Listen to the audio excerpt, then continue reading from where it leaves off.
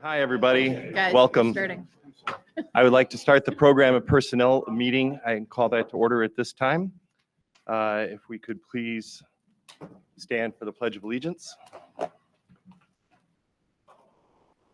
pledge allegiance to the flag of the United States of America and to the republic for which it stands, one nation, under God, indivisible, with liberty and justice for all.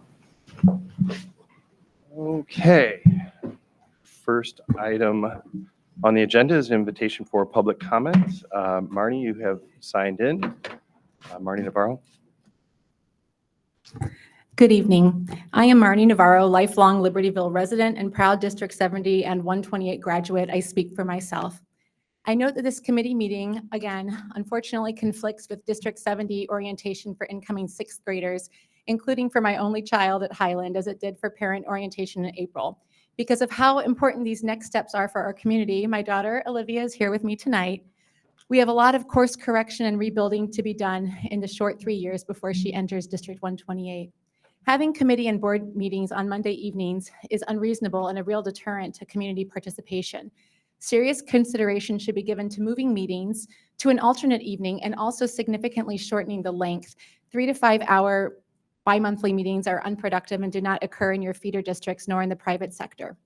As our district is coming out of a very costly and tumultuous period, still apparently not having reached terms of a separation agreement with former Superintendent Herman, the community would like to request that this board and administration's attention be focused on the importance of the future.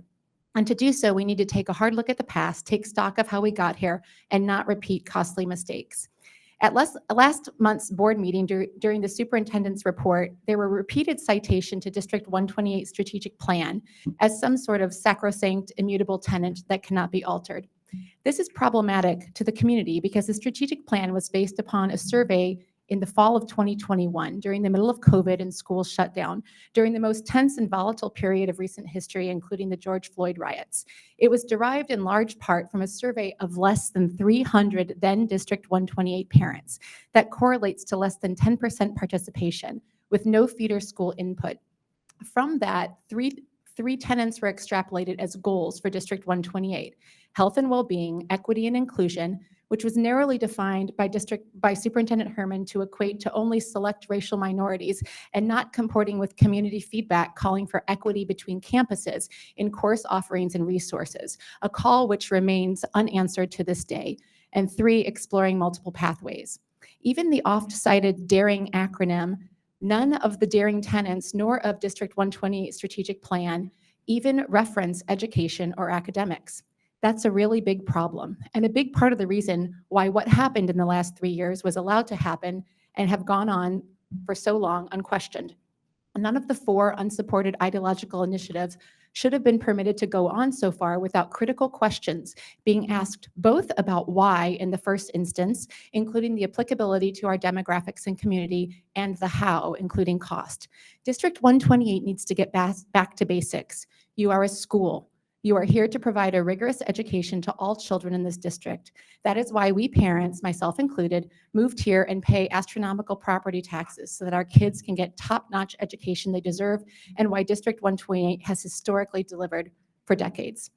3 years later, after millions of wasted dollars, we find ourselves in a costly mess caused by a board allowing a rogue ideologue superintendent with a sordid track record of 6 districts in 11 years to put ideology before education in an attempt to dismantle our historically high-performing curriculum. Our standardized test scores are down.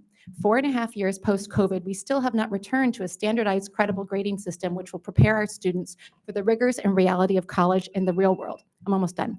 No operational MTSS is currently in place, although we did start planning it in March. After the parents and community called to light, we had no plan. We submitted a petition to you with over 1,100 current parent and taxpayer signatures calling for a return to academic credibility and common sense. Future 128 goals should be based upon our community now, not the fall of 2021, including feeder districts and incoming District 128 students. The community is watching. We want transparency, communication, collaboration, and meaningful engagement in the search for the next superintendent. Education over ideology. Thank you. Thank you. Is there anybody else who would like to address the board? You don't have to sign in.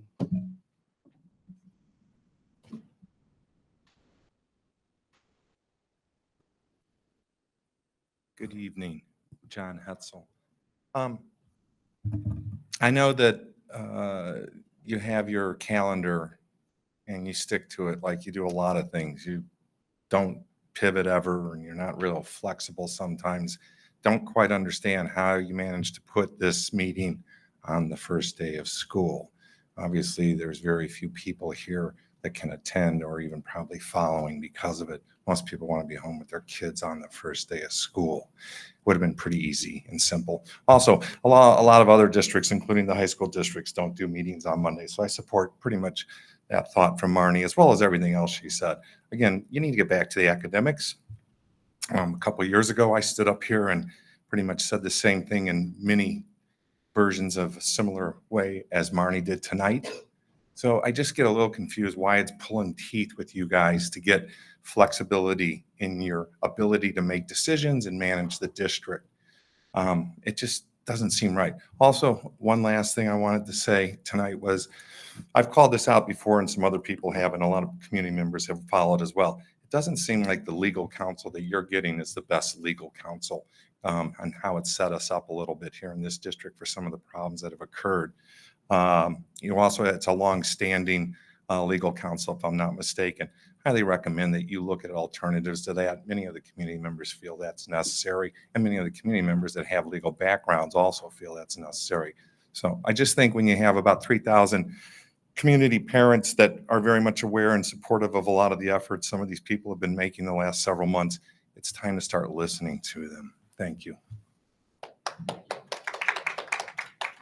Is there anybody else who would like to address the board?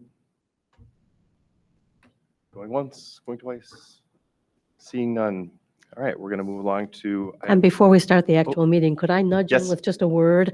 I know there's been some question about something. I just wanted to give a quick update on where we stand with the Title IX audit for District 128 for all extracurricular activities. I want to say that our process is in motion. We have received proposals from several law firms who have completed these before for other districts. We will be reviewing and evaluating these proposals, and this will continue our process and will appear on a future agenda. So this is well along the way, and I just wanted to make that point. This is in response to some questions that were raised. Yes. Great. Thank you. Thank you. Okay, for discussion, item A, board policy updates. This is our second reading. Do we need an additional overview? Most of the updates are 5-year reviews, some legal references, but very short updates on these. And this is our second reading that we've gone through on these. And they'll go to the next board meeting for approval. And then we had a policy change that occurred August 1st. Press sent a release out about new law that went into effect August 1st. And right now I cannot remember what it was.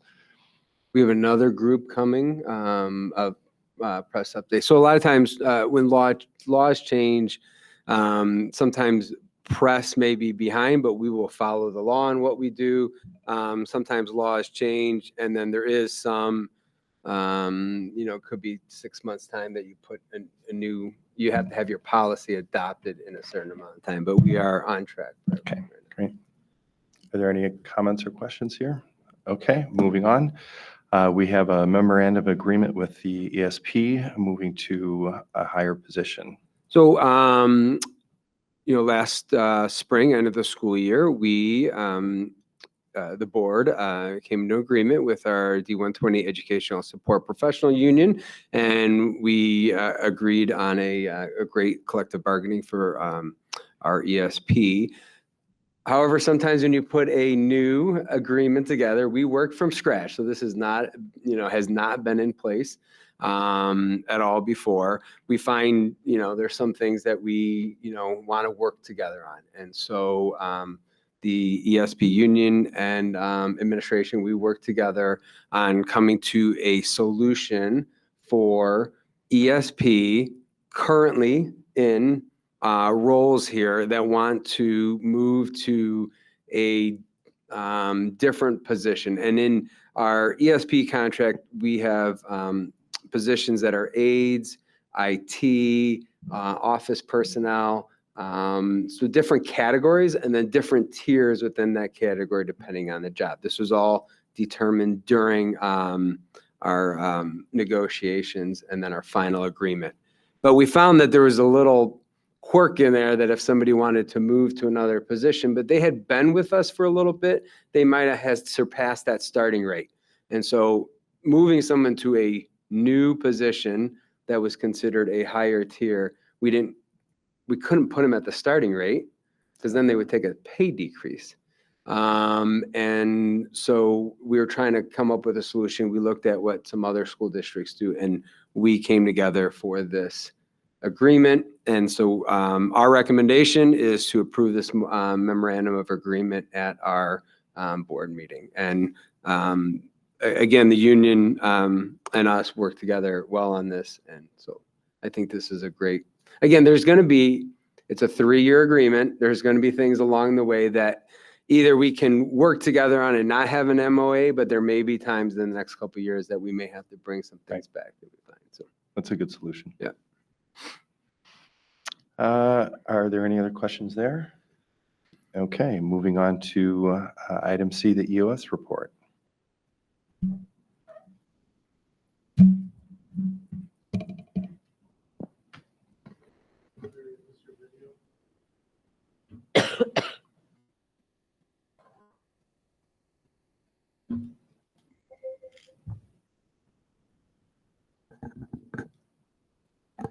Okay. Good evening. My name is Larry Vaughn, and I'm the Director of Equity and Inclusion for the district. Tonight, we are presenting to you our end-of-year update from Equal Opportunity Schools, which is a part of our partnership with EOS. This evening's presentation is slightly delayed, but still information to know the status of the partnership from the 2003-2004 school year, and is aligned with our commitment of student success and our racial diversity, equity, and inclusion policy. First, I want to start off with our district beliefs when it comes to diversity, inclusion, and representation. And in our policy, our committee created these beliefs that around our commitment to acknowledging that there are barriers related to opportunities for some groups of students. And we take responsibility for addressing that disproportionality within the data that we have as a district and that we see nationwide. Because we in D128 know and that access to equitable educational opportunities can narrow and ultimately eliminate achievement gaps for our students of color and underrepresented students of low income. And these beliefs are manifested in our racial diversity, equity, and inclusion policy. Next slide, please. And Policy 712 was written because it really developed our commitment to diversity, equity, and inclusion. And we remain committed to building upon the strengths and assets of every student. We hold ourselves as a district accountable for striving towards proportional representation in our more rigorous courses of underrepresented students. And we measure this through one of our metrics that's actually outlined in the policy, that we want to ensure that we are collecting data and tracking our enrollment in upper level and AP courses for students who we consider underrepresented. That policy was evolved into our strategic plan. And one of the goal areas of our 3 strategic plan goal areas is to prioritize equity and inclusion, where we ensure equitable opportunities and outcomes for all student populations. And then that further funnels down into our equity action plan, making sure that we give all students, especially underrepresented students, access to on-grade level and appropriately rigorous education is one of our actions in our equity action plan. And that metric was to increase the number of diagonal course placements for students. So our DEI policy, our strategic plan, and our equity action plan are all anchored in our daring mission. Representation in our accelerated classes symbolizes the global aspect of our mission. Diversity is multifaceted and must be embodied and embraced in our classes. And so we partnered with Equal Opportunity Schools to provide us with tools, protocols, and recommendations for increasing access to underrepresented students in our most rigorous courses, our advanced placement courses. Through EOS, D128 worked with our access teams to identify, recruit, and enroll high potential underrepresented students for AP. And just to clarify, our work with EOS was targeted towards increasing the enrollment of underrepresented students in AP. While the outreach was targeted, there were certainly aspects of the protocols that would benefit all student groups. But our underrepresented students included our low-income students of all races and ethnicities, our Black or African American students, and our Hispanic and Latino students, because these are the students who are typically and historically underrepresented in advanced placement courses nationwide. EOS supported us in generating a comprehensive outreach list, which was created using this criteria: students who expressed interest in taking an AP class, students who had comparable academic achievement using their GPA and test scores, and had been recommended by a teacher or staff member or demonstrated strong academic self. This comprehensive outreach list yielded 629 students who were identified as potential, who were identified for outreach by EOS. For our first attempt at outreach, D128 decided to narrow down and make our list more targeted. Our access teams chose to develop this more targeted outreach list and by making a combination of all of EOS's criteria plus the additional criteria of not currently being enrolled in an AP class. This targeted outreach list yielded 182 students district-wide who would be targeted for outreach through this initiative. Can I just pause? One of the things about the outreach that's important, can you go back, Eli? So when we look at the criteria that we used as we were identifying students, express interest in the subject matter is something that all students, we believe, who take an AP class have an interest in that subject. Comparable academic achievement is looking at what are the profiles of the students who are successful in these classes and who are students who have similar profiles but have not yet enrolled in those courses. We also looked at teacher recommendations, which is the similar process for students who are enrolled in AP courses. They get teacher recommendations that say you would be successful in this course.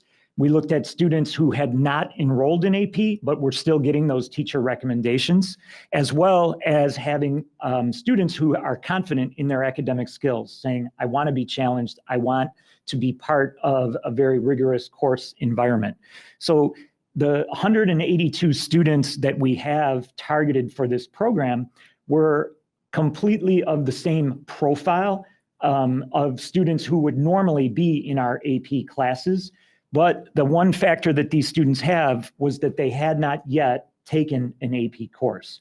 And so what we wanted to do was really spend some time with those students saying, why not? You have all the criteria, you have the profile of an AP student, yet for a variety of reasons, maybe you haven't selected that course. Let's talk about what it would mean for you to take an AP class and what conditions would be in place to help you be successful. And so from those 882 students, we really appreciate our teachers and staff who were identified as trusted adults by the students on this outreach list. Those trusted adults were asked to engage in the student around conversations to take an AP class, letting the student know that they had been recommended, giving the student the criteria of academic identity that the student possessed necessary to do well in an AP class, letting them know that they believe in them, someone believes in them, and that they should be able to transfer those skills into an AP course. The trusted adult became an integral part of this work because this is an individual who the student feels connected to as a part of our organization. Following those 182 conversations, 104 of those students decided to enroll in an AP class. It is important to note that these students still had a choice whether or not they wanted to take an AP class. And following these conversations, they made an informed decision around whether they wanted to actually enroll in an AP class. Here's the analogy for our EOS work and our trusted adult conversations. It's one thing to know that an event is happening and is open to anyone and anybody can come. But when you receive a personal invitation, it increases your sense of belonging and it communicates that this is a place for you, especially when that encouragement comes from someone who you trust and someone who you have a relationship with. That was the work of our trusted adults, and we truly appreciate them taking the time to connect with these students on this level.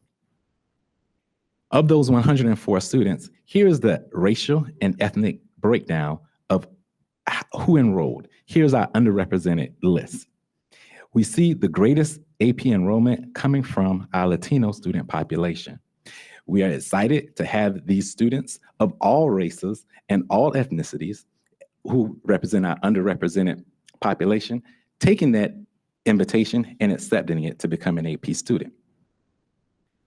Now, we talked about the goal of this partnership being to identify high potential students to take an AP class. I'd like to take a moment to talk about the AP student profile of our current AP students from last year, 2023-2024, and the targeted students who accepted our invitation and are going into AP this year. Last year, our average GPA of our AP students who had always been enrolled in an AP class without any initiative was a 3.6. Our underrepresented targeted group of students who are going into AP classes have an average GPA of a 3.3. It is comparable to those students who were always taking an AP class in our district. The range of our AP students last year ranged from a GPA of 1.74 to a 4.0. The range for our targeted outreach students is between a 2.06 and a 4.0. So it really is the same profile of a student who had always been in our AP class and had found success in our AP class. We were intentional about making sure that these were underrepresented students who had high potential to do well in AP. Then when we look at those students, those targeted students' test scores, 90% of them scored in the top quartile of our current AP student scores. That means when we look at our SAT scores for our AP students that were already in AP, the students that we targeted, outreached, and added to AP had a SAT score higher than 75% of those students. And those not scoring in the top quartile, that other 10%, had a GPA range of 3.0 to 4.0. And so when we compare our AP enrollment from fall of last year to fall of this year, specifically looking at our targeted students, our underrepresented population, we have increased by 10% the number of underrepresented students who are enrolled in an AP class. And when we compare that by demographic, we see that looking at our 5-year trends, our work around our policy, our strategic plan, and our equity action plan showed data that we remained relatively consistent in our enrollment by race and ethnicity. With our work with EOS, it allowed us to increase all of our student demographics significantly for the 2024-2025 school year. And this is our 12th through 10th graders. Our 9th graders are not included in this data piece because they weren't enrolled in our buildings when we pulled this data. And so we would definitely like to thank our Access team members from both Libertyville and Vernon Hills High Schools who worked diligently to ensure that our efforts to increase diversity and representation in our AP classes was successful. As we move into 2024-2025, our goal is to continue to evaluate and monitor the success of these targeted students who were enrolled in the AP classes. And we also want to increase the percentage of targeted students enrolling in an advanced level class for this year. As we enter into year two of a 2-year partnership with EOS, there will be adjustments made to the partnership. These include on these bullets here where we will maintain some of the student identification processes shared with us by EOS to create that targeted outreach list, adapting and personalizing EOS recommendations to fit the context and the culture of D128, and making sure that our D128 staff are trained to lead all diagonal movement efforts and ensure relevance and impact on our system. And then expand the targeted courses to include dual credit in any college-bearing credit course to expand beyond advanced placement classes. I just want to comment. One of the things that we experienced. While we liked some of the ideas and processes that EOS offered, we didn't necessarily like the fact that in our partnership last year, they wanted their staff to deliver the trainings to our staff, and they were really hyper-focused just on the amount of students enrolled in AP. And for us as a district, we wanted to have a different type of partnership where we had an organization like EOS who has a lot of experience in this work, offering us some ideas and giving us some guidance on strategies that have worked. But we want our people to be able to adapt those things for our context and to lead that work with our staff. And so that was one of the ways that we're going to sort of reduce our partnership with EOS moving forward next year. Is administratively, we'll still be in consult with EOS about some of the programs and the different types of recommendations they would make for us as we start year 2 of this. But it would be our own staff members who would be leading any work that would be with our staff. And we would have full license to adapt and adjust the EOS work to more directly fit our context so that it doesn't feel like a boilerplate kind of, this is a standard model that we're just going to drop in on a school. We can make a lot more adjustments to it. Specifically, the other piece was we were a little frustrated that EOS was hyper-focused on AP. We value AP and we want students to take AP. We know that there's good research that students who take at least one AP class in high school are significantly more likely to graduate from a 4-year university. So we want that opportunity for all of our students who feel that that's an important experience for them to have. But we also believe that there's value in our students taking honors classes and in the dual credit. And specifically next year, we want to focus a lot of this work on our dual credit courses, because really with our exploring multiple paths, what we want is we want more students to have the opportunity to take college credit bearing classes while they're in high school. So reducing our partnership with EOS will allow us to expand the data pools that we look at and the student populations that we're working with to be a little bit more expansive than what having a tight partnership with EOS would have allowed us to do. One example of how D128 will work, I think, moving forward is what Larry is going to show us next. One of the ideas that EOS had was the idea of when you are working with students to help them be successful as they move into AP, to offer summer AP boot camps. It's a program that we've seen in other area schools as well. So what we did was we took this idea and we had our own people, Larry, Varn, Ben Rodriguez, and a number of AP teachers from District 128 met this summer, and they worked and designed a student success workshop that was completely designed by the talented people we have in District 128 to be designed to be given to our students. And this is a good example of how we would take ideas that EOS may offer and use our own people to take the ideas that we like and design them in ways that we know will be successful with our students. So we're going to transition to a little bit of a video on the student success workshops, and then we can have questions on this at the end.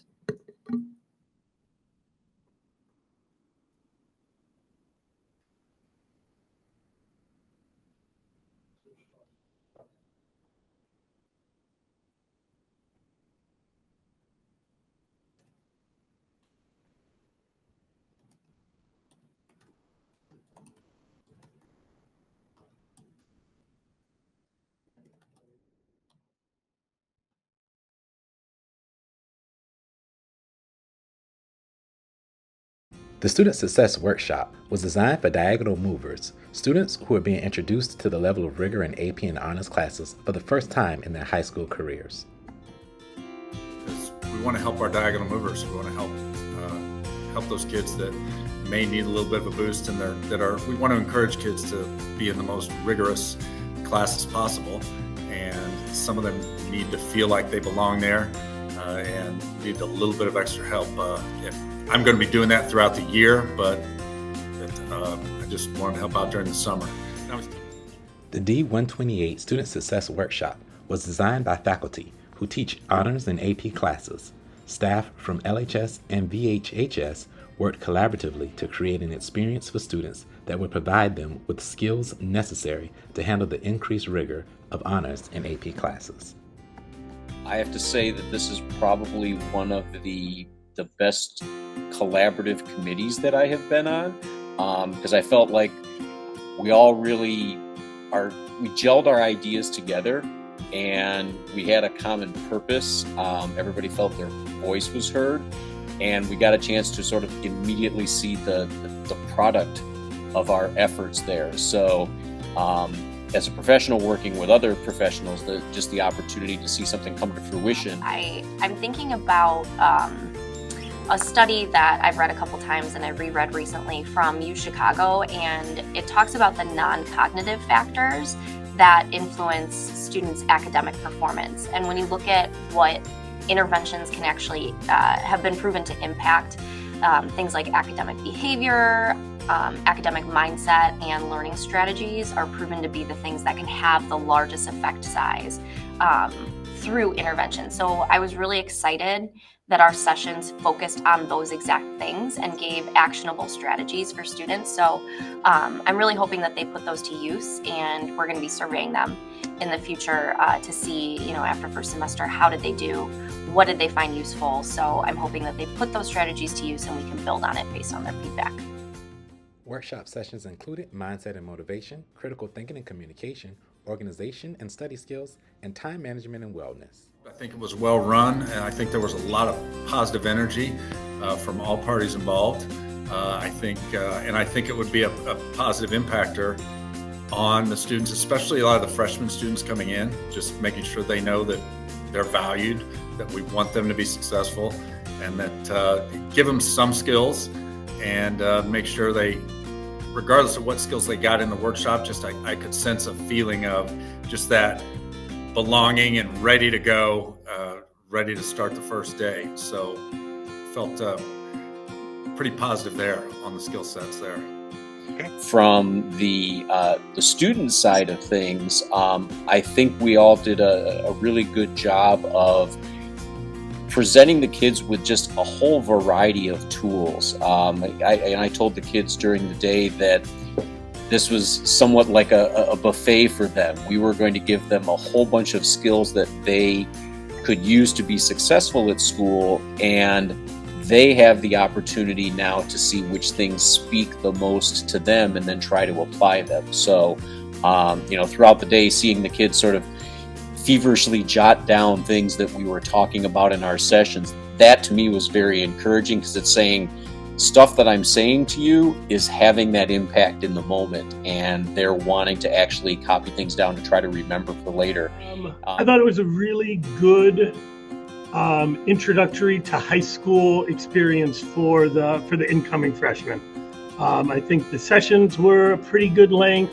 I think we covered a variety of topics that was good, but there was enough overlap that I feel like some messages got reinforced also, which I liked. I think there was enough reinforcement without repetitiveness. The other thing that I was pretty excited about was the number of freshmen that we saw. That same UChicago study talks about how the transition from 8th grade to freshman year is a really vulnerable time for students academically. And so to have the workshop out front of that and to help them with that transition by reiterating some of the skills that are going to be beneficial to them, I'm really proud that we were able to reach so many freshmen, and I hope we can expand on that in the future. By the end of the workshop, participants expressed an overwhelming increase in their confidence about taking a more rigorous course. Total, we had about 272 students participate, a good mix from both schools, Vernon Hills and Libertyville High School.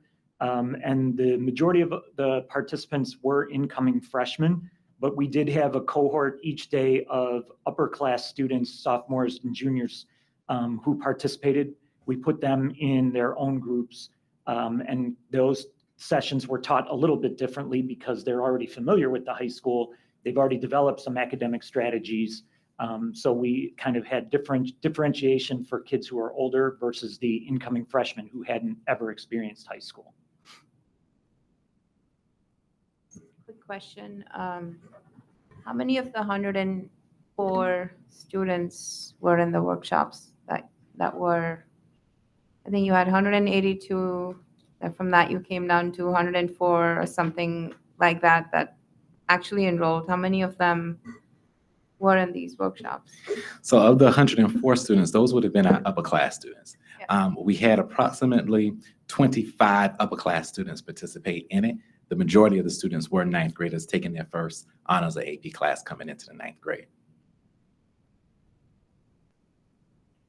How many dual credit courses do we offer now?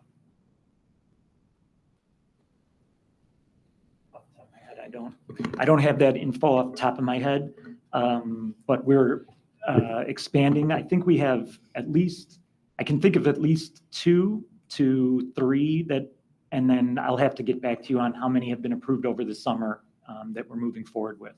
I have the list of dual credits. Early childhood education, workplace internship, English composition, math, computer science, math, calculus 3, science, earth science, German for world languages, and did I say, and then English composition 2. Those are, 8.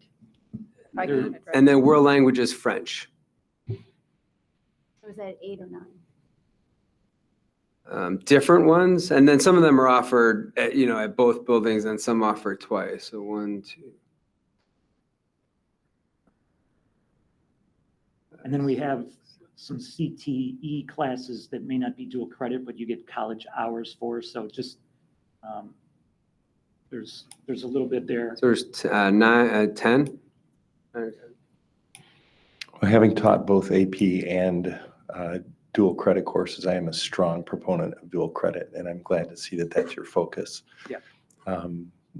Anytime these kids get an opportunity to do college level work, it's great for their future. Yeah. So I'm glad to hear that you're doing that.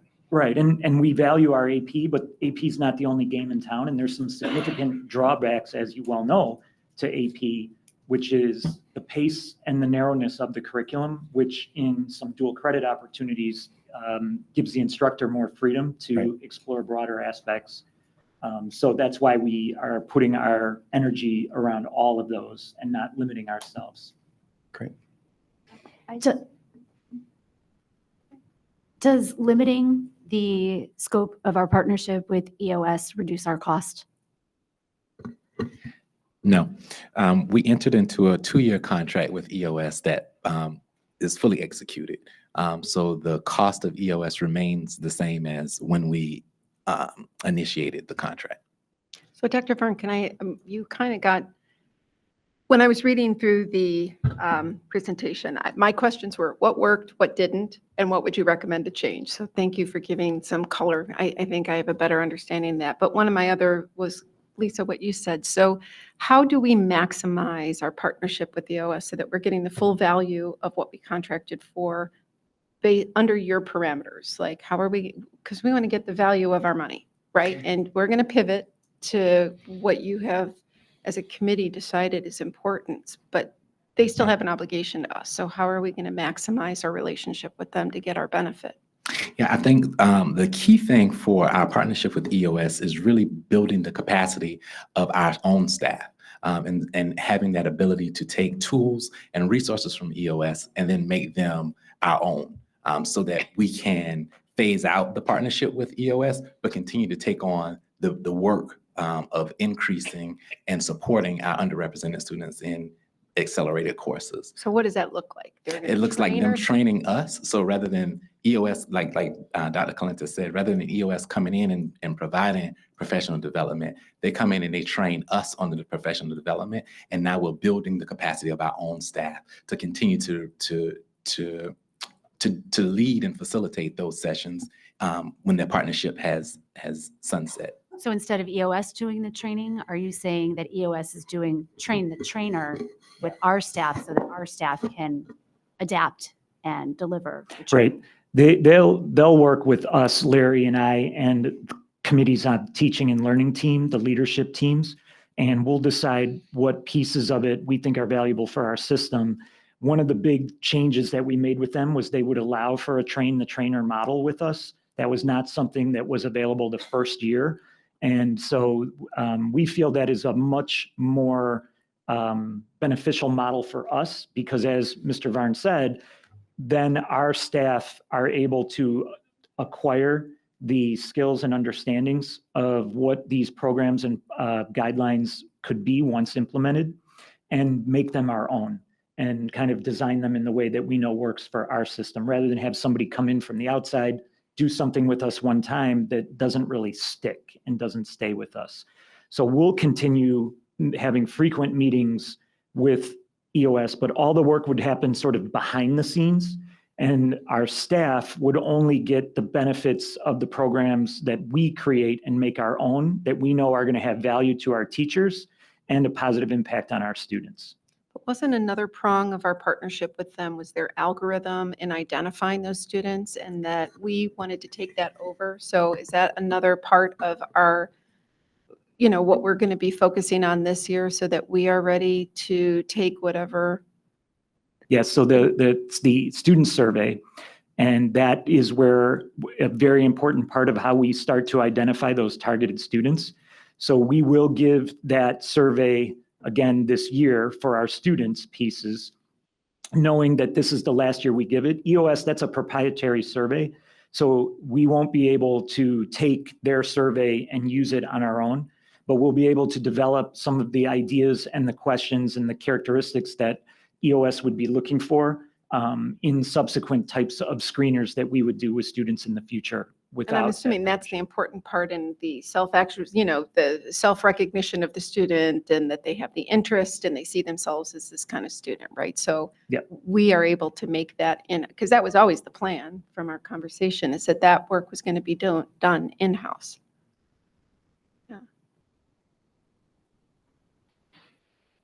So my question, I was still back on the 25% of the students actually took the workshop.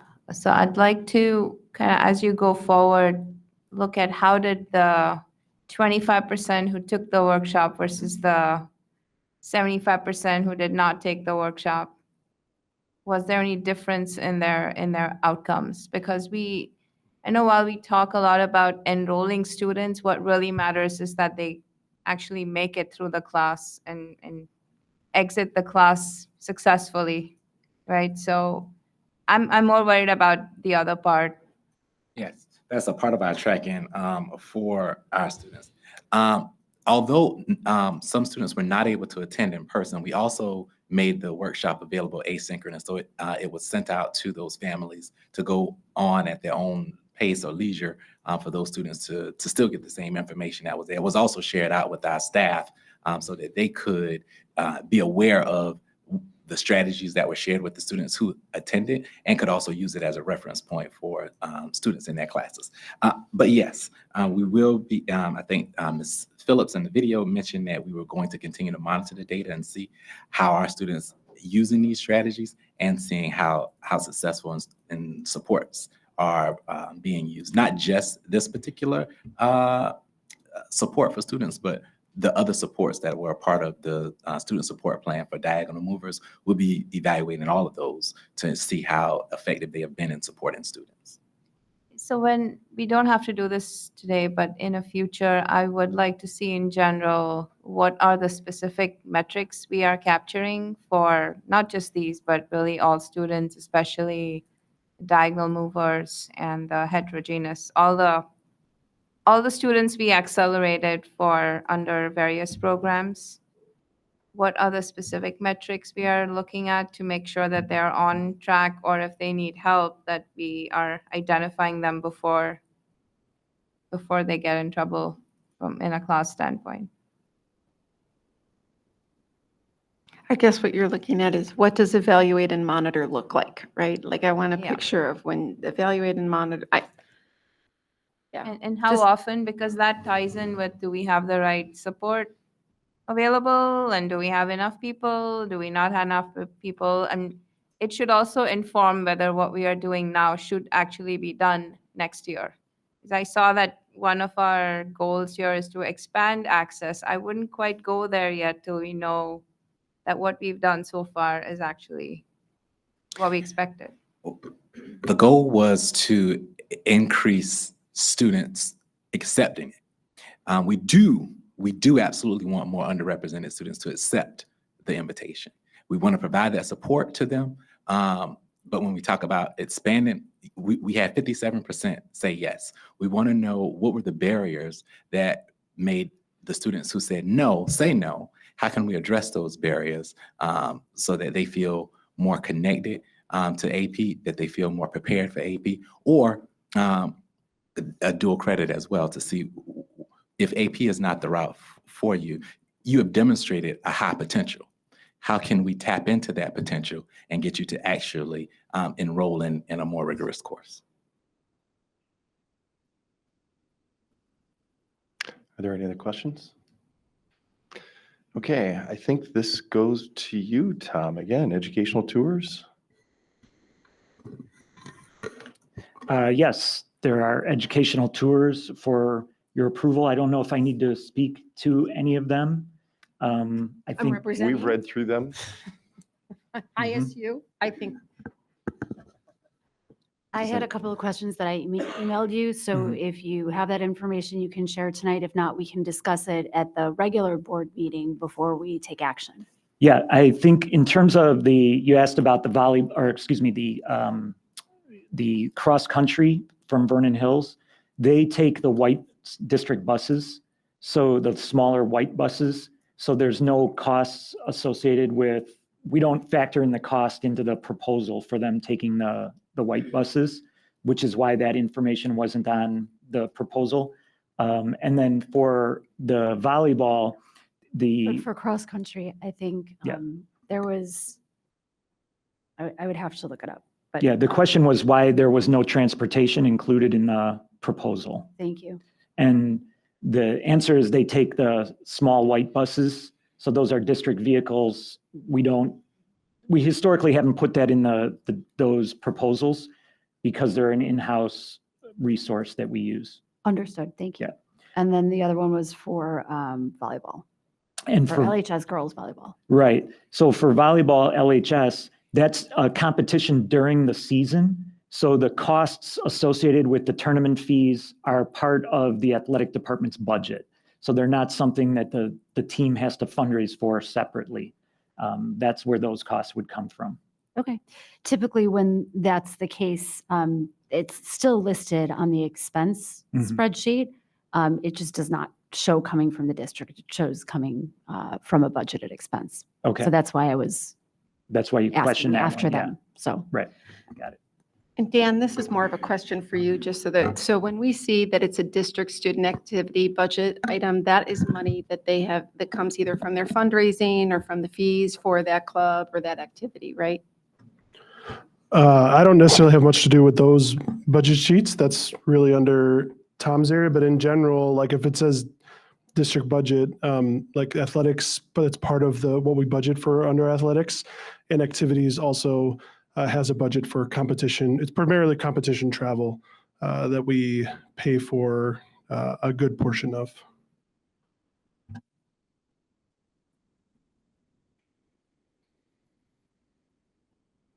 Is there anything else? All right, thank you. Moving on to employment of employees. So we do have an extensive list for this one, which would include some people being hired, replacements, also some people that have announced retirements in the next few years for ESP. And then this would go on to the consent agenda for the board meeting. And just a shout out to Pam Vukovics, who I taught with once upon a time, many years ago, who's joining our science department. Yeah. Okay, future agenda items are listed. Is there anything that anybody else would like to place or discuss as an agenda item for the future? We haven't really talked about doing the board retreat. Is that something that we want to get back on and discuss? Let me talk to Becky and we'll get back to you. They have some ideas for us. All right, very good. I'm going to adjourn the PNP meeting at this time and turn it over to President Hessel, who's being sitting in for Jim Batson, who is Yes, not with us tonight. Not quite as capable or handsome as Jim Batson, but I will do my best. So I'm calling the FNF meeting to order.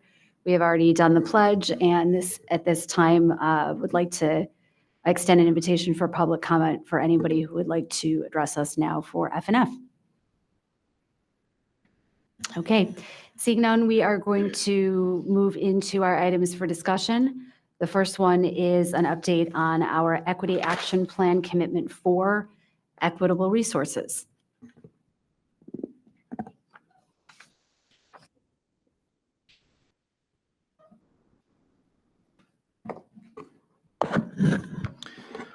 Good evening again. One of the things that we are looking at doing as it relates to the reporting out of our metrics in the racial diversity, equity, and inclusion policy is making sure that the reports that I give are aligned to some of the annual things that will come before the board. This particular presentation on equitable resources moving forward will be coming to you at the same time when Dan proposes the budget, so that you can see how those two things work together. And Dan has worked with the Business and Finance Office to ensure that equity is infused within that. So you will hear an update on this particular commitment again in June or July, whenever Dan does that. And so we want to make sure that we are aligning our commitments with the work of the organization, so you can see how these things are working collectively.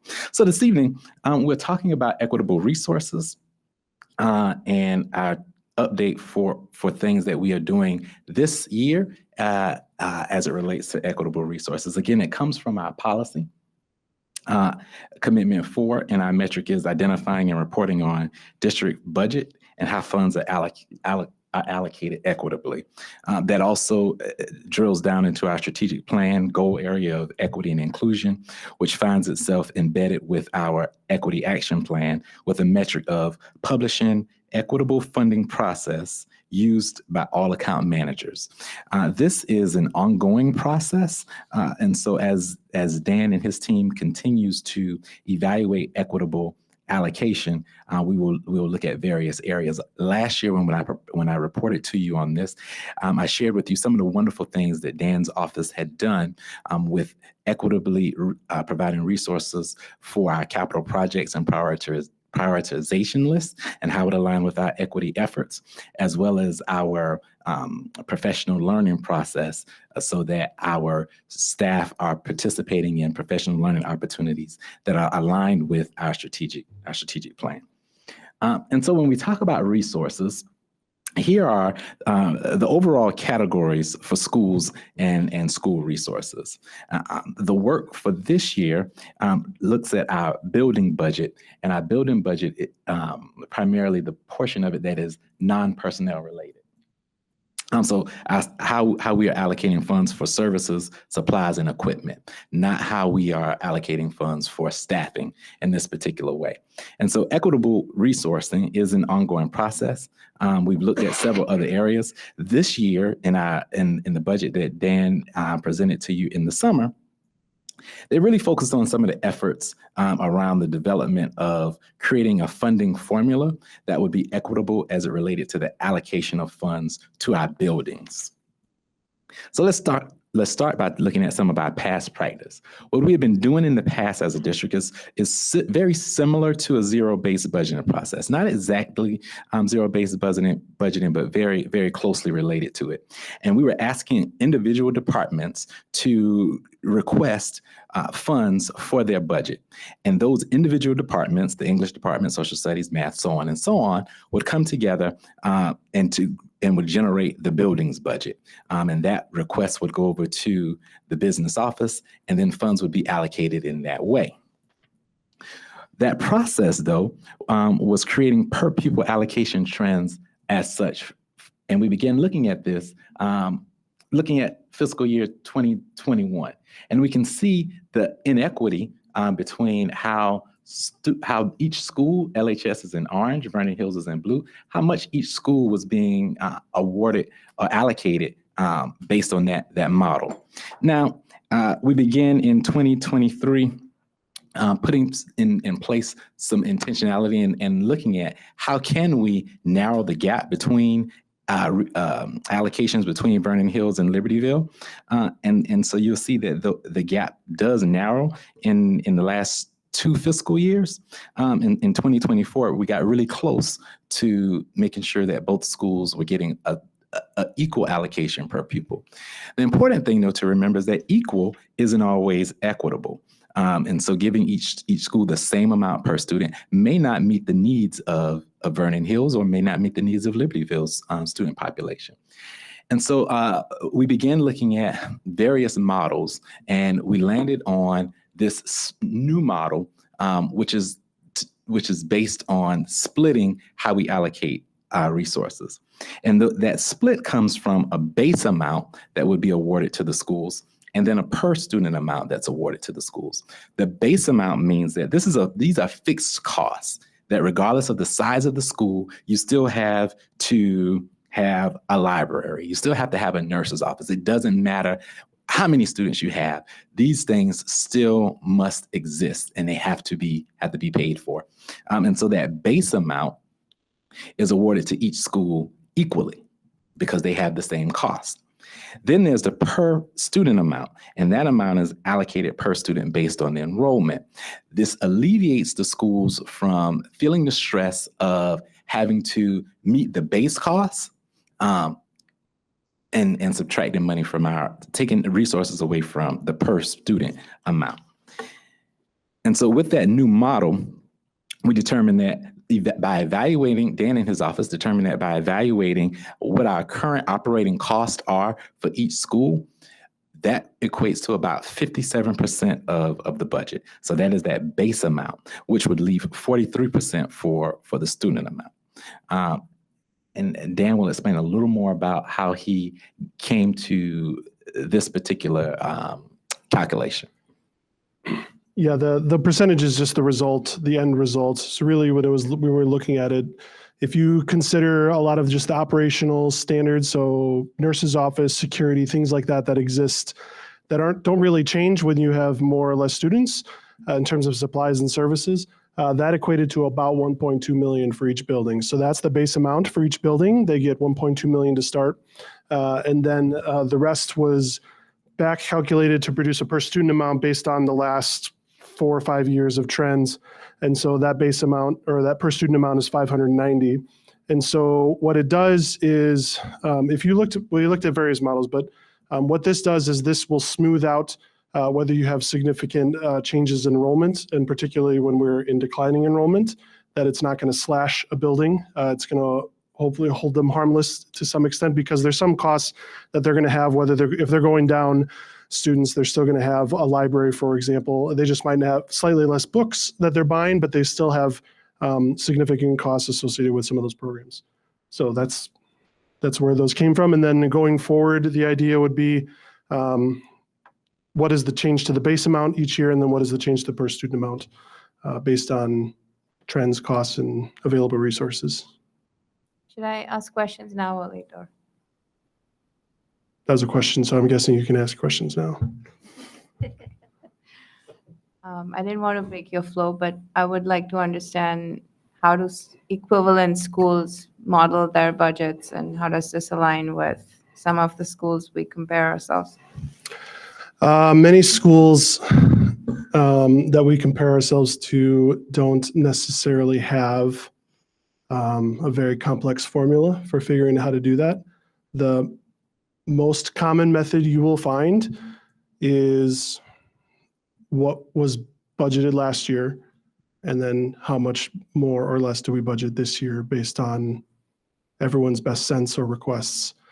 There are some districts that just do a flat dollar amount allocation. So what you'll find in some of the bigger districts like 214 or something like that have multiple high schools, they might just do a flat dollar per student per student dollar amount allocation to the buildings, and that's how they do that. There's a pros and cons to various models. The con to that model is it will adjust pretty quickly relative to enrollment, which could be good or could be bad, depending on, I guess, the circumstance.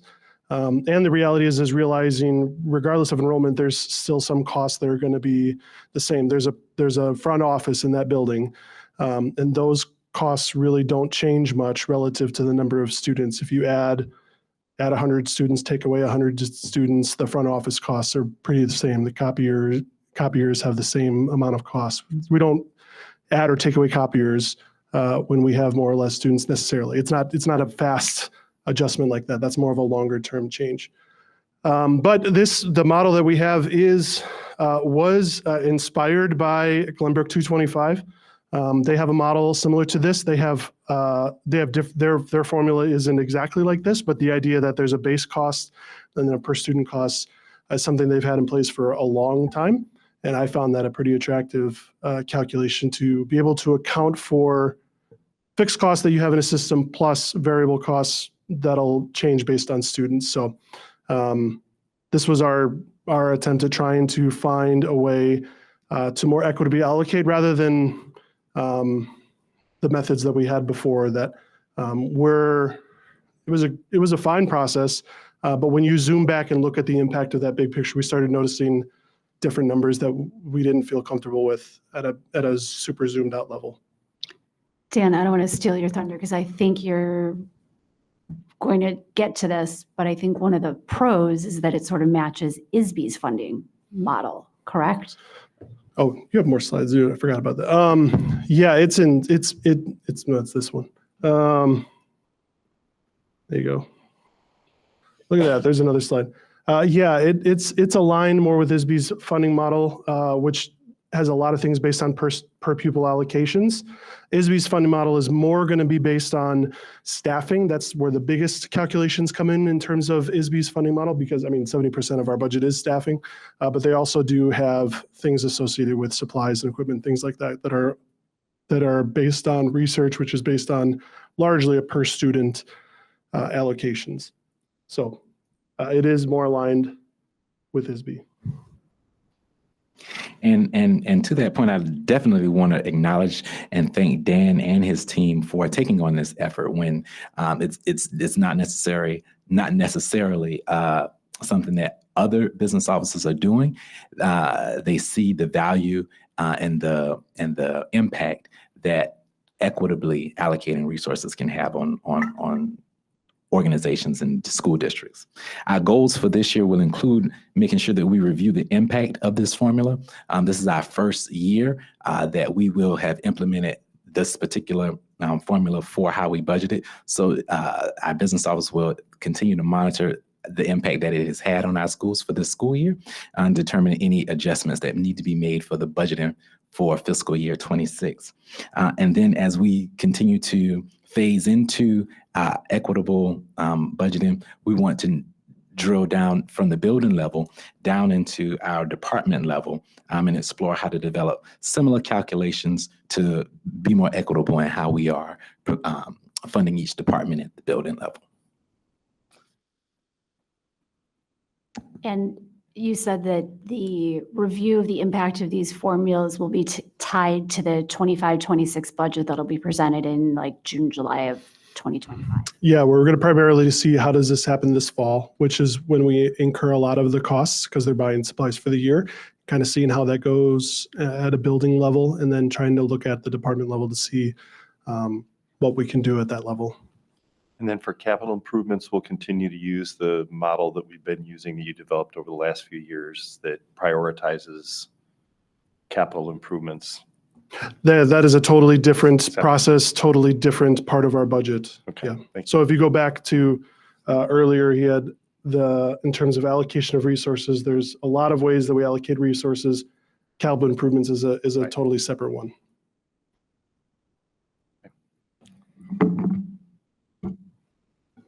Okay, any more questions before we move on? Okay, moving on to the disposal report for fiscal year 2024. Yeah, so those of us that are newer, we Board Policy 460 requires that if we're going to dispose of personal property that's more than diminutive value, that the board has to approve that. That's helpful from an accounting endpoint because we have to report on our capital assets. It's part of our financial reporting. And it's good for you all to know we spent money on district resources and now we're asking your permission to dispose of it. Dispose doesn't mean that we necessarily throw it away. Sometimes we scrap it, sometimes we donate it, sometimes we sell it.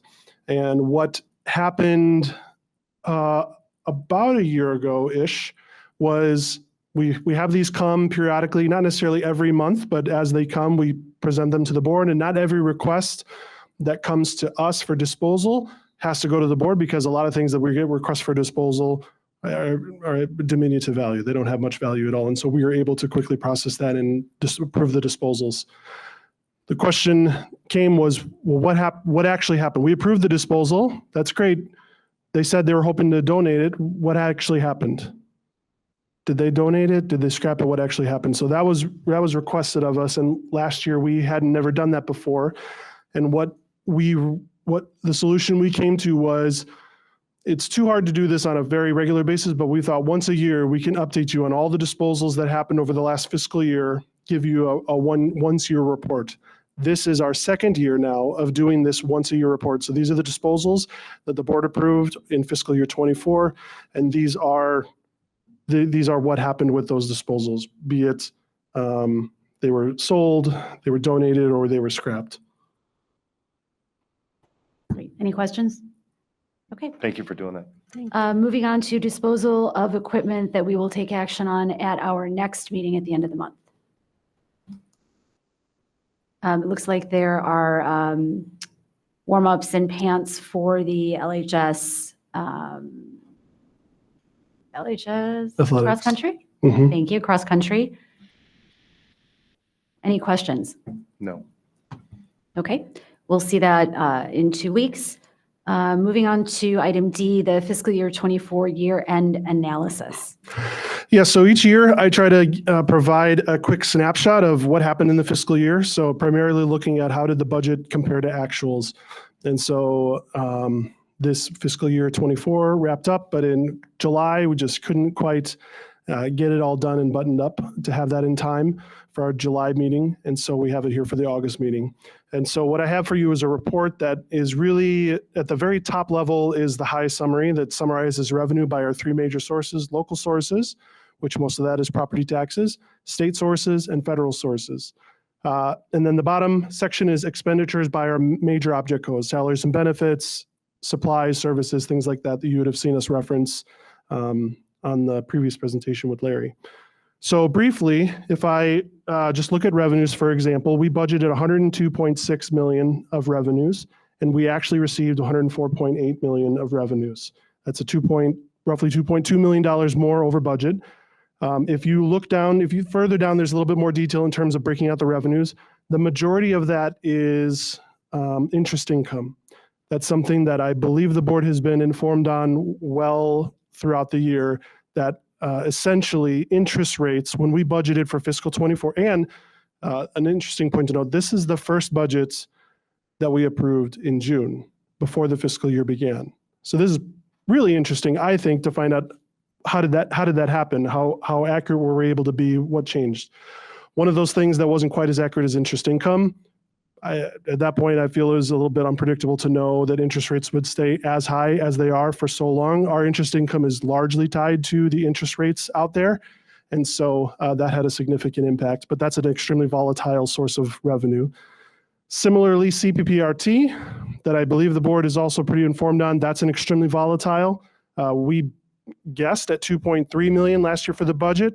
August is when we get the estimate from the Department of Revenue. They said 2.1.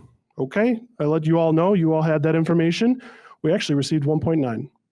So it's going down. So that the fear that I had that this revenue source that had been roughly $1 million for a very long time skyrocketed to 3 million. And I felt this cannot be sustainable. This doesn't make any sense. We can't build our operations based on this. And it's starting to come back down. And it's very likely that FY25, it could be back to 1 million. I don't really know. It's definitely going to be lower than we had. So on the revenue side, interest income was significant. The other thing was state sources. One of them was special ed private facility. If you look at the note, the only reason that's over is because we actually received 5 quarterly payments. Normally we look to get 4, but we only received 3 in the previous year. So it's just a timing thing. And the second one was transportation. That one, we got a lot more reimbursement than I had anticipated, which is good, but that's because we had spent more than I anticipated in fiscal year 23.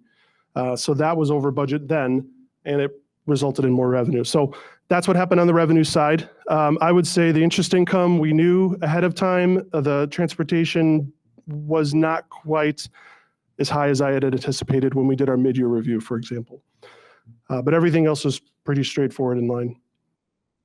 Overall expenditure or revenues at 102% of budget. Salaries and benefits on the expenditure side. I felt salaries coming in at 99.2 was extremely close. That's where the bulk of our money is. If you look at the detail, really the best summary, the short summary I could give you is we had some leave of absences that happened and some unfilled positions, meaning not all of our positions that we budgeted for were filled for the full 12 months, right? Say we approve a position or someone leaves and you have that maybe sometimes a month gap between refilling that position. Well, that's a month of expenditure we didn't have, but I budget for the full position. So that happens every year. It's a little bit difficult to predict where that's going to happen. But those are really what I saw there. And you'll see there is a line there for 182,000 under other that was not budgeted. As a reminder, that was part of the ESP union agreement because we knew some expenditures were trending under and we knew we had more interest income. Part of our agreement with settling that contract was to pay out $2,000 to all the members for the ESP union. So that's where that money is. But overall expenditures on the salaries at 99.2, I feel that's extremely close. And benefits, in my opinion, were pretty incredible. We used our Skyward system to calculate benefits. A lot of times you'll find schools use spreadsheets, and spreadsheets are fine. They're great, but you need to make sure you have double checks on your calculations because they're formulas. And anytime you involve humans, you've got a good chance for making mistakes. We utilized our ERP system to do these calculations, and we also had our double checks to make sure we thought they were correct. And it turns out they were extremely accurate. A lot of the benefits are based on salaries. So meaning if you pay $1, that means you have to pay X amount of TRS. So if you have salaries that are down, your benefits that are tied to salaries are going to be down. So if you spend less on salaries, you might spend less on Medicare because it's directly tied. The one thing that I truly believe is astounding is medical insurance. For years, I've been trying to get this as close to 100 as I can, because my whole goal is I want the budget to be accurate. I want it to be a good predictor of what we're going to spend for planning purposes. It hit at 100%, which is extremely accurate. Some of that is when we hire people, we don't exactly know what insurance they're going to take, whether they're going to take single or family, so we do an estimate. And people can change mid-year. They could have life circumstances change and might need to take on family insurance, or life circumstances change, they may need to drop or change to an HMO or something like that. So those things are a little bit difficult to predict, but that's truly astounding. And overall benefits at 99.8, that's probably the closest that I've ever seen. Tuition reimbursement was a lot higher than we anticipated. We've had more teachers utilize this. And so that's something we need to watch for in terms of what are we allocating in the future. The rest of the budget is smaller than what we spend on salaries and benefits. But the highlight, I would say, under purchase services, there's a lot of detail to each of them. But the highlight, I would say, under purchase services is transportation, in particular for special education. Sorry, Kelly. Special education and athletics was much higher than what we estimated and budgeted for. So these are two things that we're going to need to take a look at this fall to get a sense of what we're doing and what changes can we do to make that better aligned with what we were expecting. So stay tuned for that. We're going to be meeting with the departments and working on those things. But those were not at all what I was expecting to see.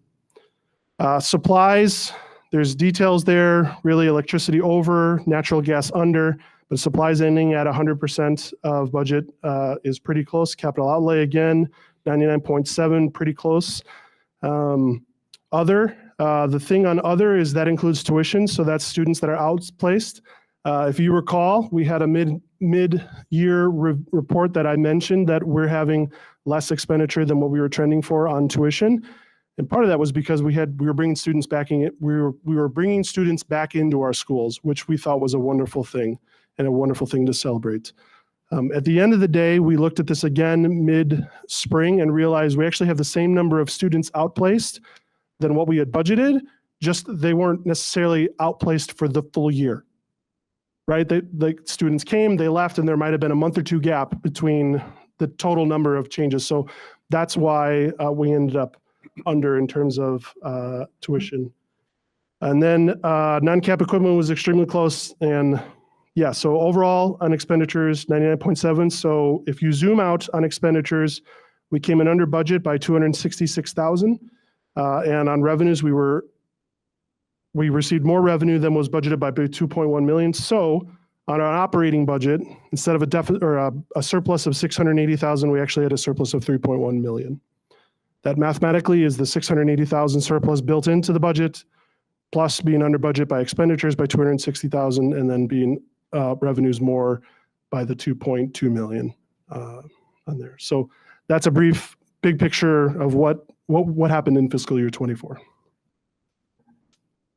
The good thing is none of the things that are contained in this very helpful year-end analysis are a surprise. So thank you for keeping us abreast throughout the year. I thought it was very informative and very detailed, but there wasn't any surprises. So thank you for that. Any questions?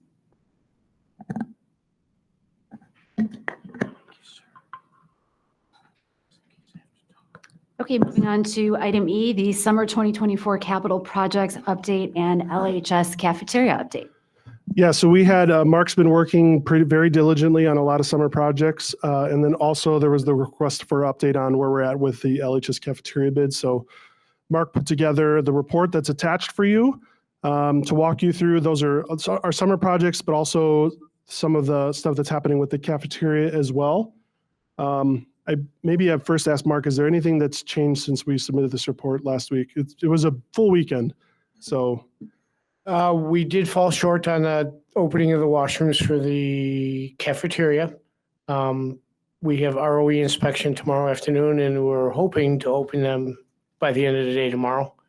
But crews were in over the weekend working on them.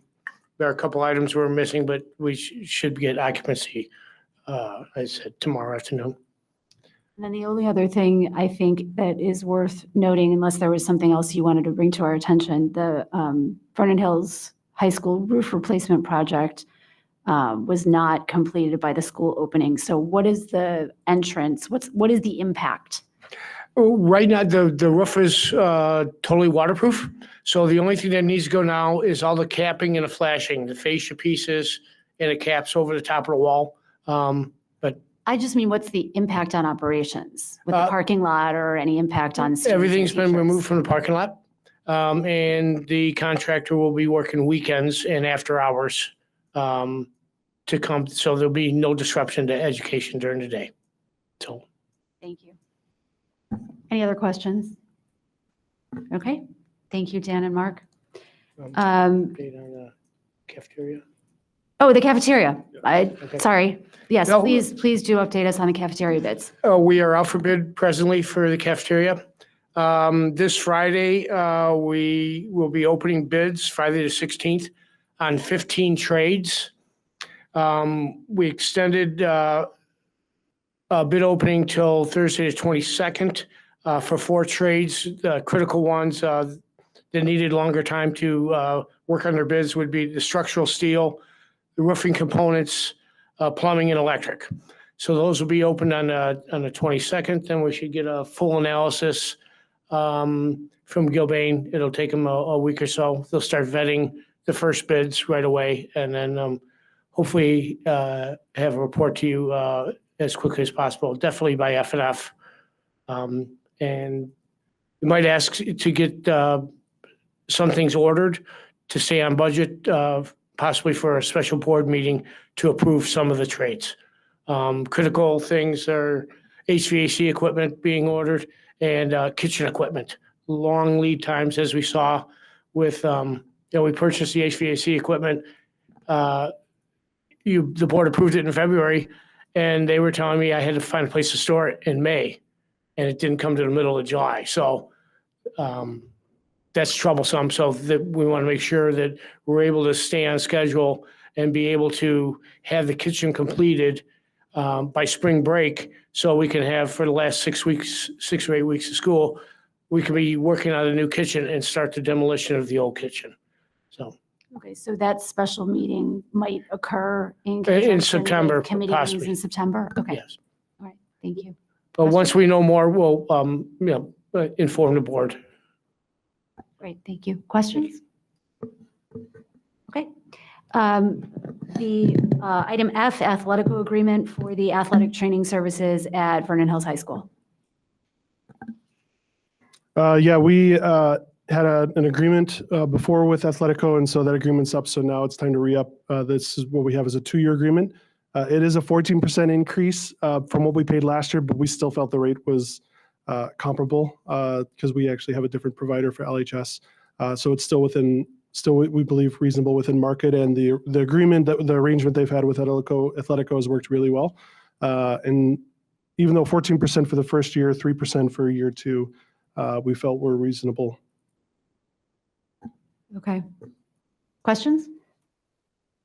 I mean, is there a benefit to just having one provider? I know we've talked about LHS and Vernon Hills having their own provider, but at this point, if we're looking at 14% increases, is there a thought of, would we get a better pricing if we were to have one provider for both buildings? We tried that several years ago. Essentially, when we bid out the services, we did not find a cheaper price if we had one provider for the both.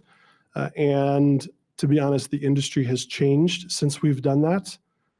Many districts are being faced with no providers dropping them because the market for athletic training has declined significantly.